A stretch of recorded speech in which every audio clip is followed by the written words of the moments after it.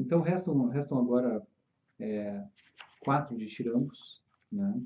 Já toquei, em alguns momentos eu já falei de trechos desses ditirambos, a gente viu até em música alguma coisa no começo do curso, mas aqui então passarei agora rapidamente, porque eu penso que muitos elementos que nós trabalhamos anteriormente já permitem agora uma compreensão e uma exploração mais detalhada do que estão nesses trechos finais, nesses ditirambos finais. Nesses trechos que eu digo no sentido daquilo que a gente está tentando transmitir com esses ditirambos aqui ao final. Então vejam, Sol Poente. Já analisamos aquela, lá no início do somente louco, somente poeta, somente doido, que tinha lá aquele caminho onde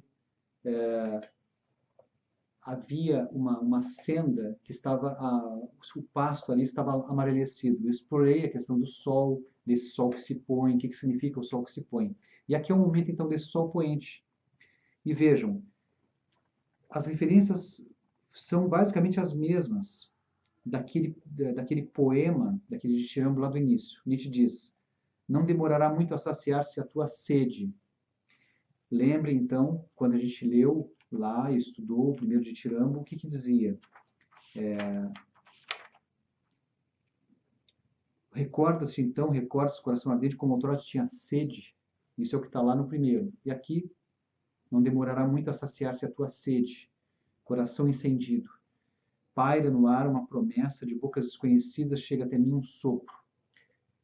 A gente viu também que no ditirambо anterior, o sinal de fogo, ele queria que viesse uma resposta de algum lugar. Ele lançou então aquele anzol, né, a serpente em direção ao céu, naquela escuridão imensa. Ele tinha uma interrogação, lançou essa interrogação e queria uma resposta. Ao final mesmo ele diz: dai resposta à impaciência da chama. E aqui ele vai dizer: de bocas desconhecidas chega até mim um sopro.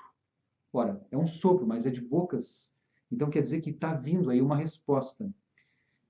E diz: aproxima-se a grande frescura. O meu sol ardia sobre mim ao meio-dia. Já expliquei para vocês também que essa imagem do meio-dia, no interior do Zaratustra, ela representa o eterno retorno, e que o grande meio-dia, uma outra figura no interior do Zaratustra, representa o momento de afirmação do eterno retorno. Mas essa imagem está aqui, então.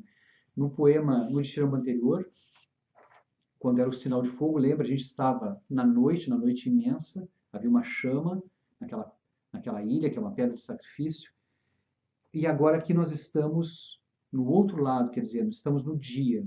O meu sol ardia sobre mim ao meio-dia, né? Ó vento súbito, sofres com os espíritos da tarde. A aragem estranha e pura, não melhorar de soslaio à noite, com oblíquos olhares sedutores. Ser forte, meu coração corajoso, não perguntes por quê. Ó dia da minha vida, o sol põe-se. Então, estamos aqui no momento, então, desse ditirambo, em que já está havendo uma passagem aqui para um outro processo interno, que é o que o Nietzsche quer fazer, né, que é o percurso aqui do dionisíaco, na qual uma alma está prestes a fundir-se com aquilo que ela anseia, e que é, evidentemente, com esse estado dionisíaco. Para isso é preciso, como diz no interior desse ditirambo, atingir a sétima solidão. Essa sétima solidão, também a gente procurou explorar, tem a ver com aquela imagem tão antiga da criação do mundo, de que depois de 7 dias que o mundo é criado, aquele criador ele se retira do mundo e vai descansar. O mundo está construído. Então aqui a sétima solidão também é isso, vai no sentido de que ao ingressar nessa última solidão está tudo consolidado. Então esse é um pouco das linhas gerais desse ditirambo chamado O Sol Poente, essa imagem mesmo, né? Vocês vejam que a imagem do sol poente, quando a gente pensa, já que ele está trazendo tantas imagens do mar, o que significa o sol poente na beira do mar? Quer dizer, aquele ocaso que tinha.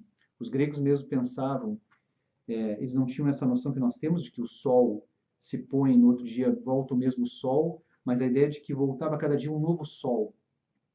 E que a cada dia que o sol se punha, havia realmente o ocaso e o final.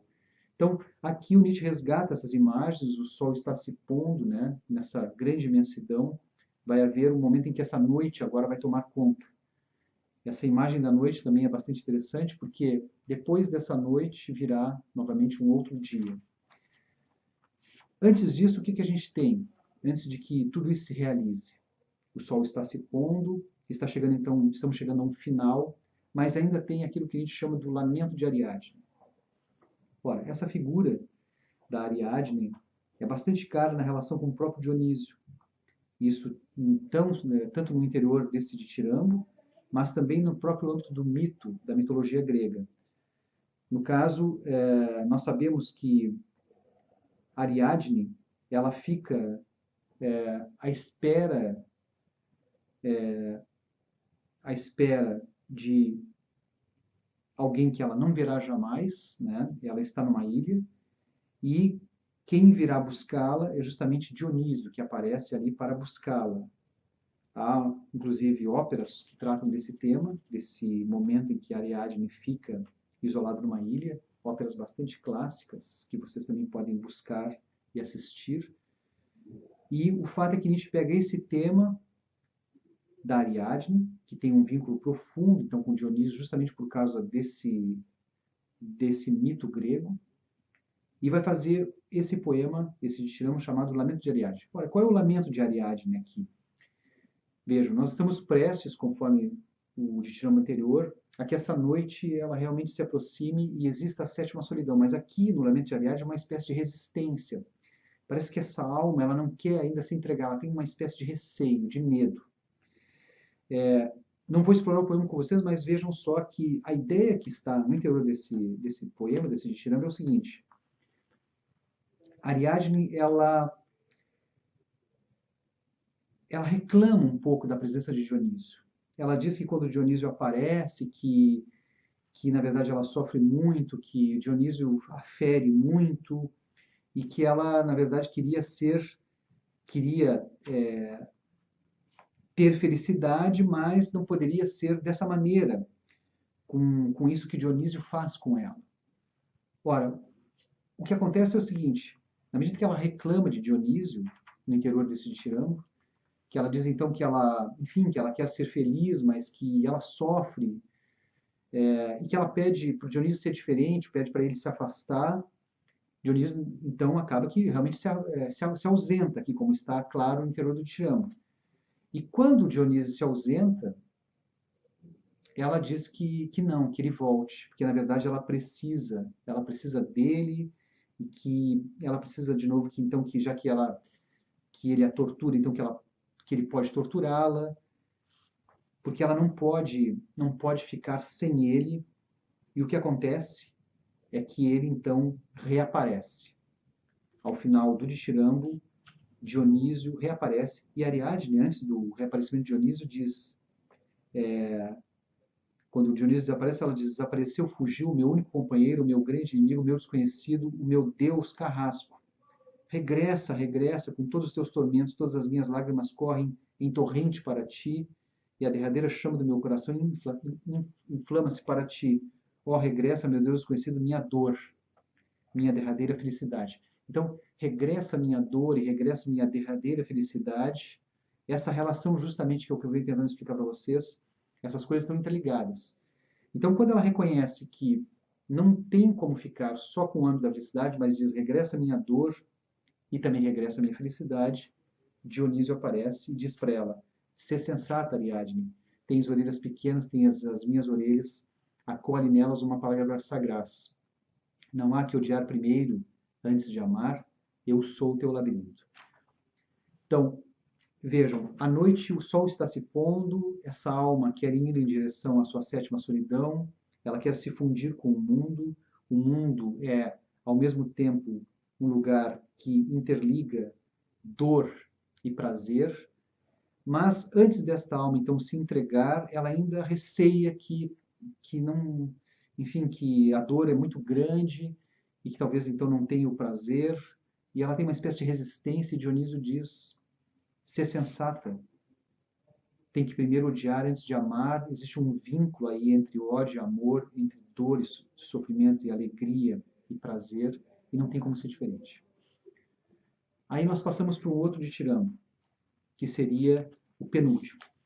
E esse penúltimo, ele é realmente muito interessante, porque o título, só o título já diz muito, Glória e Eternidade.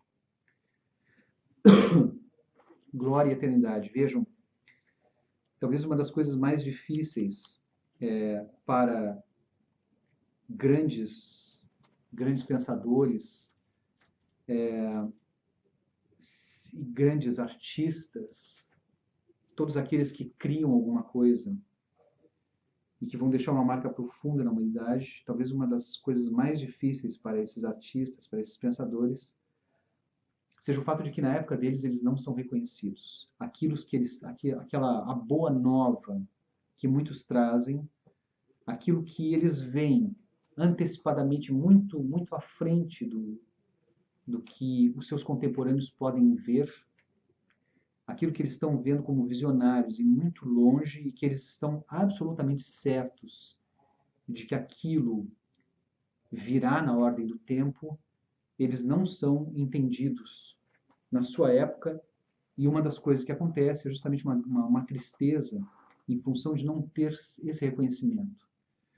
E aí o Nietzsche traz esse Dithirambo como o penúltimo Dithirambo, chamado Glória e Eternidade. Se vocês lerem esse Dithirambo com calma, vocês verão que aqui o tema é justamente de uma alma que, enfim, gostaria desse reconhecimento, mas que ao mesmo tempo sabe que não é possível que isso aconteça, porque algumas coisas que são realizadas não podem ter esse reconhecimento na própria época.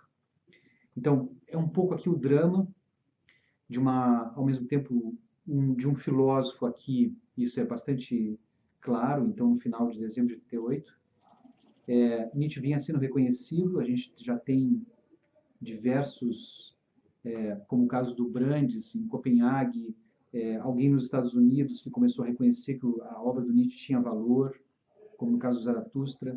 Vem chegando um reconhecimento para o Nietzsche, a partir do segundo semestre de 1888, mas é um reconhecimento bastante tardio e, digamos assim, tarde demais, porque Nietzsche não tem mais tempo, não tem mais vida para conseguir até mesmo aproveitar, né, desse reconhecimento que vinham lhe oferecendo agora nos últimos meses, e ele tem que, de alguma forma, realmente fazer uma grande despedida.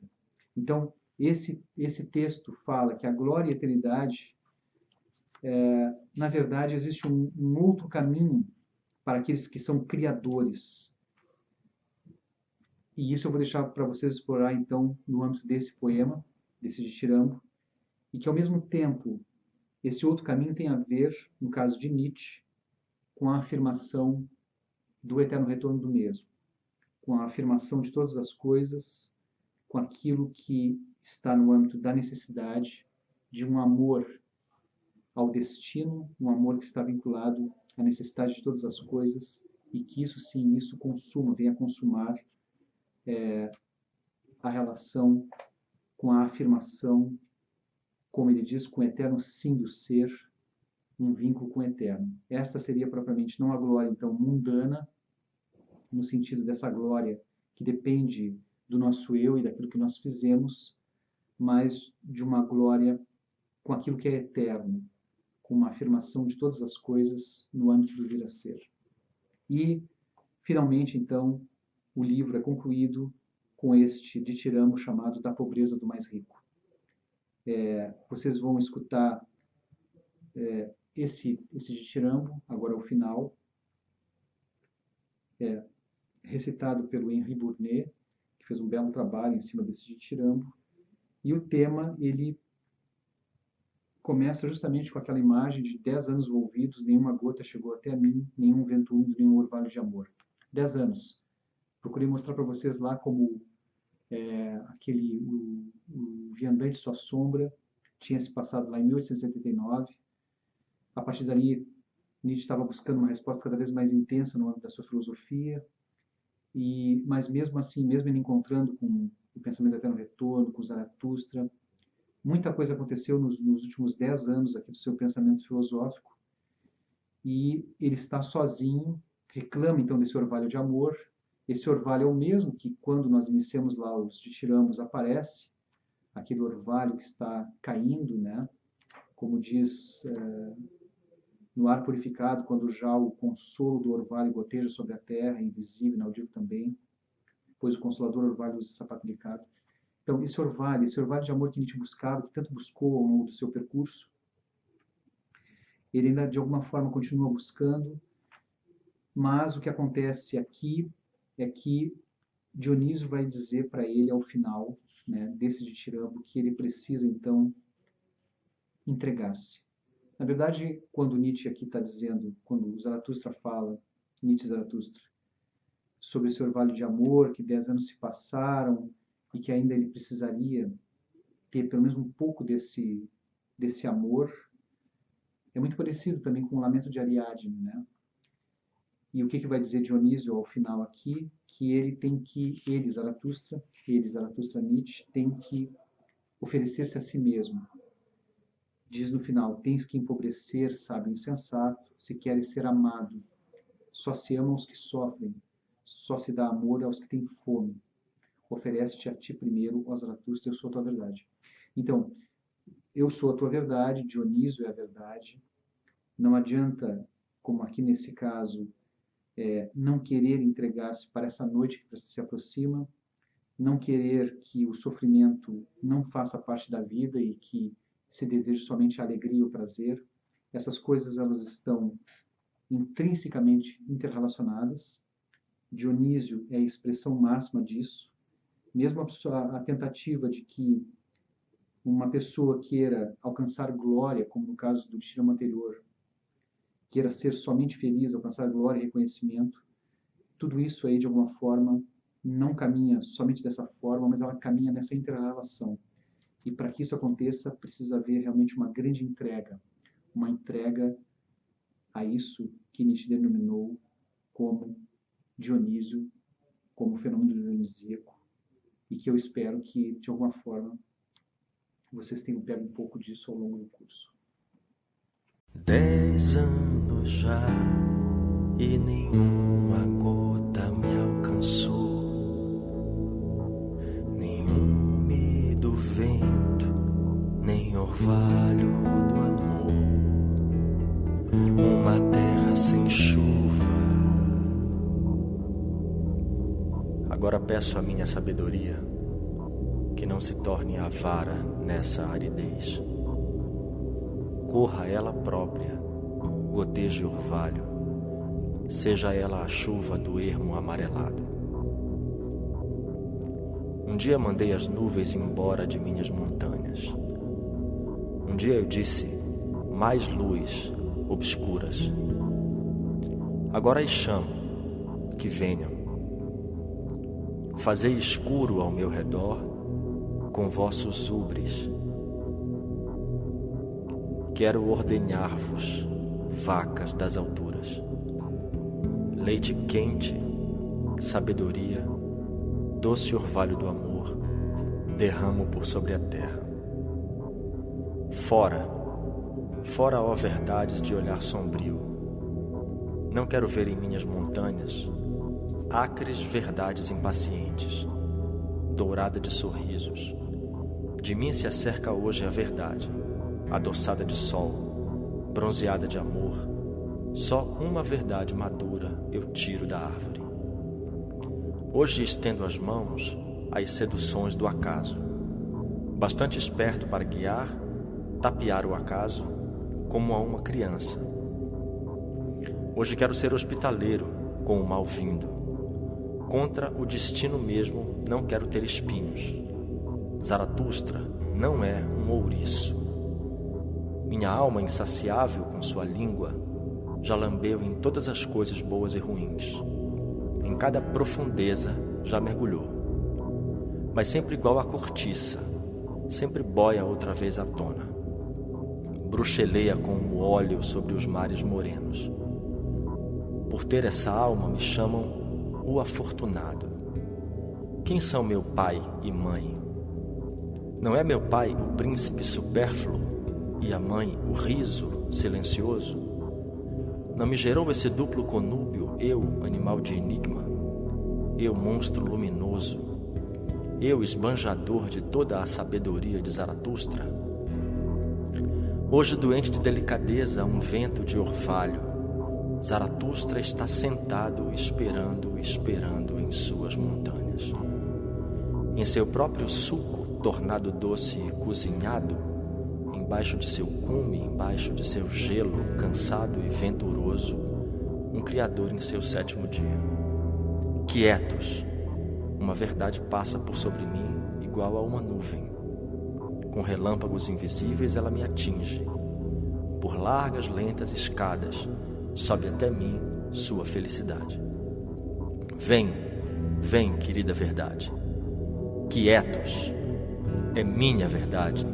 De olhos esquivos, de arrepios aveludados, me atinge seu olhar. Amável, mau, um olhar de moça. Ela adivinha o fundo de minha felicidade. Ela me adivinha. Ah, o que ela inventa? Purpúreo espreita um dragão no seu fundo de um olhar de moça. Quietos, minha verdade fala. Ai de ti, Zaratustra, pareces alguém que engoliu ouro, ainda hão de te abrir a barriga. És rico demais, corruptor de muitos. São muitos os que tornas invejosos, são muitos os que tornas pobres. A mim, própria tua luz faz sombra. Ela me enregela. Vai embora, tu que és rico. Vai, Zaratustra, sai de teu sol. Queres presentear, distribuir teu supérfluo, mas tu próprio és o mais supérfluo. Sê esperto, tu que és rico. Presenteia antes a ti próprio, ó Zaratustra. 10 anos já e nenhuma gota te alcançou, nenhum mi do vento, nem orvalho do amor.